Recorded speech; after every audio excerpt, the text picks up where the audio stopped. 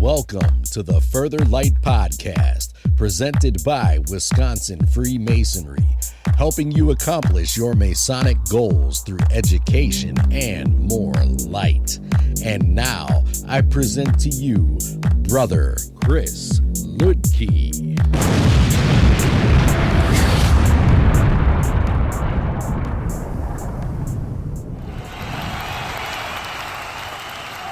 Listeners, scholars, brothers, this is Brother Chris Lidke, and today I want to look at a parable. This is an extended version of a parable that I've used in the past. For example, at annual communication or in another episode on this podcast, but it extends it. What I'm trying to do here is make it clear how these working tools that we've been talking about over the course of the last few seasons can be used in practical life. Because it's one thing to know to square actions by the square of virtue, it's another to actually do it, getting into it. It started with a simple thing, an argument over dinner plans. He had worked late again, answering emails well past quitting time, and by the time he walked through the door, the tension was thick. His wife, already worn from juggling the children's after-school activities, had expected help. Instead, she got silence. Another evening of him staring at a screen while the household spun around her. I asked you this morning if you'd be home on time to help, she said, her voice tired, edged with frustration. He felt it rise in him. Defensiveness. That instinct to push back. To argue. But before the words formed, something inside him paused. It was the lodge, quietly present. Not in regalia or ritual, but in principle. He had promised himself he would balance his time, work, rest, and service. The 24-inch gauge taught him that, but tonight work had devoured all three. He looked at his wife, standing alone in the kitchen, and he knew the truth. He had mismeasured his day. The gauge didn't accuse him, it simply asked him to acknowledge and recalibrate. The first reaction, defensiveness, was the rough edge. I'm tired too wanted to come out. But the common gavel urged a different move. Chip away the pride. Not everything needed to be said, especially if it was about justifying himself instead of seeking connection. The gavel reminded him that self-justification builds walls, not bridges. He thought about the plum. Was his response going to reflect upright behavior? Was he acting with honesty, integrity, and calm? Or reacting with impulse and emotion? Uprightness wasn't about being right. It was about being aligned with his better self, and his better self knew that listening came before speaking. So instead of raising his voice, he simply said, "You're right. I lost track of time. I'm sorry." Her shoulders softened. He stepped beside her, not above her problems or beneath his guilt, but beside her. The level reminded him that they were equal partners in the same daily struggle. Different burdens, but shared weight. The lodge taught him that every man meets on the level. It applies here too. Husband and wife, both trying, both tired, both human. He offered to take over the dishes and help get the kids ready for bed. She nodded and they moved together, not just physically, but emotionally. Later, after the children were in bed, they talked about the dishes.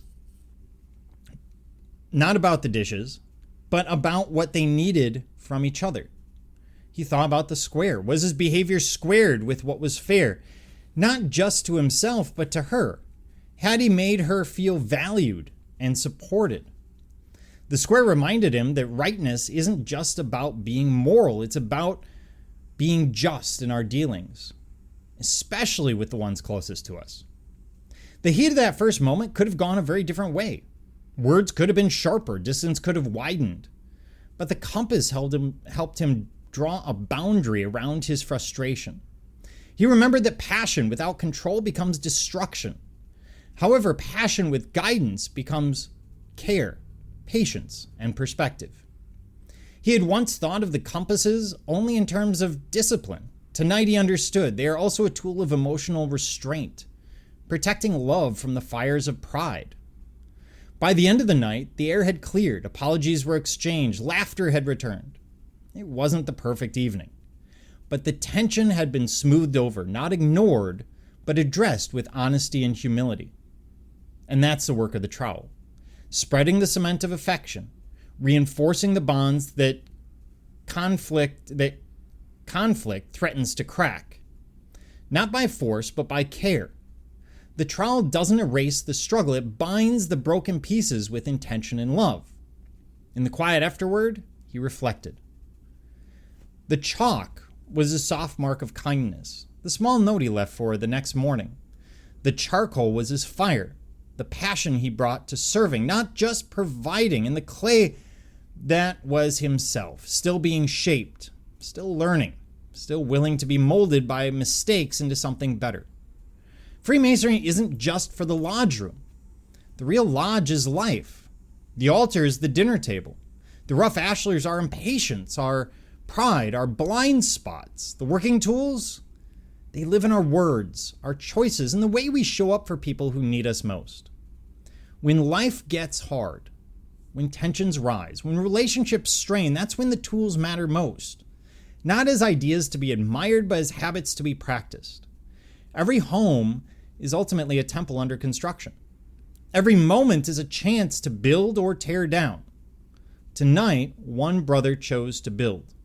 Tomorrow, he will pick up those tools again. I understand that this parable, obviously, as you're going through one of these events, an argument with a significant other, for example, you're not saying they're going, what would the level say? But what should be happening is after the conflict, after everything has happened, hopefully you've been able to apply some of those tools. You may not have said, I'm applying the plumb, but you did it. After that, you reflect. You go, what could I have done better? How could I have applied the working tools for a better outcome? And what you do as you reflect is you kind of go through a simulation. You look at things and go, what would have happened if? And that is how we improve. That's how he's able to do this. Not because he pulls out his ritual and goes, hold on, what does the square say? Rather, he just applies it. Over time, with reflection, with practice, these ideas will grow. They will become simply part of you, something unconscious, something that you don't have to actively call on. And that's the importance here. By studying the working tools, by studying the lessons of Masonry, whether it's through a podcast, articles in the Masonic Journal, any kind of Masonic education is going to help you begin to apply those ideas and shape and craft you into a better man. It's how we take good men and make them better, to borrow from a rather cliched marketing line these days. So at the end of the day, these working tools are incredibly important, not just to memorize, but to apply. Thank you for joining me, Brother Chris Licky, and the entire Further Light team on your quest to find more light through Masonry. Are you interested in learning more about Freemasonry in Wisconsin?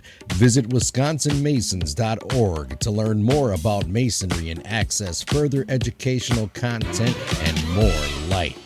Once again, that address is wimasons.org. Any questions, comments, or suggestions, please email us at education@wisconsinmasons.org. And thank you for listening.